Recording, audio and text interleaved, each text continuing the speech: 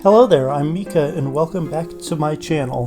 Here we talk about game design, and this is really my first video on the topic. Today I want to talk about blue mages. They are by far my favorite RPG class I have ever seen. Sometimes they're called vampires, sometimes they do something completely different with like Memorist or something, but they originate from Final Fantasy. Oh my god, I love them so much. They learn abilities from monsters and are just a fun time. Well, let's get into things. First, let's talk about where Blue Mage came from. The class originated in Final Fantasy V, released back in 1992. It wasn't your average mage. Rather than casting spells from a list learned from merchants, Blue Mage learned abilities by witnessing monsters and other Blue Mages use their attacks. That means they could potentially gain a whole new spell from each encounter. Sounds cool, right? This idea of learning abilities from monsters isn't exclusive to Final Fantasy though. It shares a lot of similarities with creature collector games like Pokemon and Shin Megami Tensei, where you collect new creatures along the way, each with their own powers. You might also think that this is similar to Persona, but where Blue Mage and Persona differ is Blue Mage learns from witnessing attacks, whereas Persona just gets a whole new kit.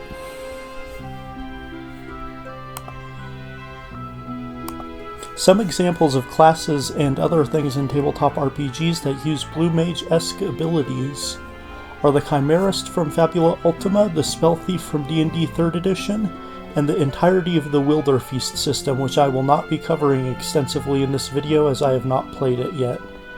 The Chimerist in Fabula Ultima learns spells from beast, plant, and monster type NPCs, which it can then add to its own spell list.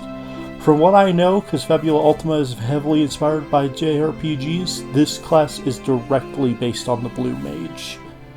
Now, I have yet to look at the Spell Thief from 3rd Edition, however from what I know it can steal spells from NPCs and use it on its own. I could be completely wrong though. Let me actually go look it up. Yeah, it seems to work exactly how I thought it did, except they're siphoning energy in like a counterspellish way. But that is another example of a Blue Mage-esque class. Now, Wilderfeast, I have heard, as you eat the enemies, you gain some of their powers, which is another way of exploring a Blue Mage-esque ability.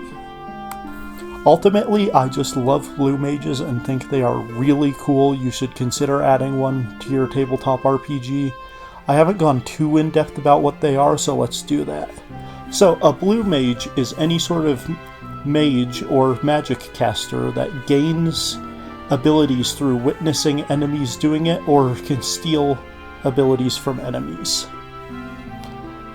Oftentimes they have a larger spell list than any other class in the game, and the game kinda needs to be built around Blue Mages for them to function. However, Blue Mage come with their own set of challenges, and here's why you might want to think twice before adding them to your game.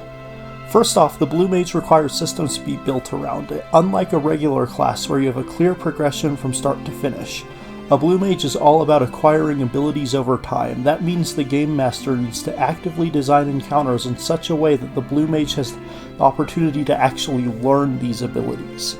And this can be really difficult in practice. If a Blue Mage is too powerful early on, they might dominate combat with an overwhelming number of powerful abilities that they learned from enemies. However, if they're too weak, they could feel like they're always a step behind, not having enough abilities to keep up with everybody else. Requires quite a delicate balance. This kind of gameplay puts a lot of pressure on the Game Master to make sure that Blue Mage has the opportunities to pick up new powers. It's not like they just cast a spell or pick a few abilities off a list. They have to be at the right place at the right time, and often with specific monsters or situations.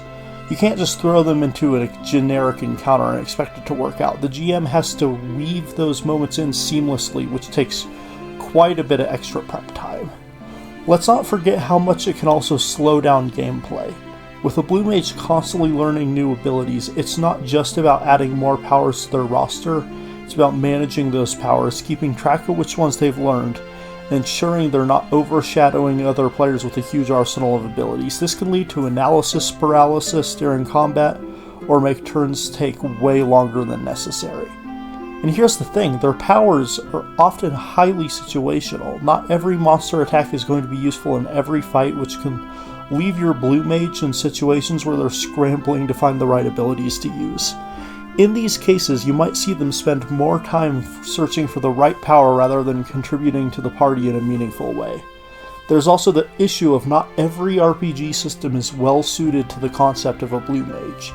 Some systems don't lend themselves well to creature-based power acquisition or a very rigid class progression, making it difficult to integrate the idea of learning powers from enemies without overhauling large parts of the game.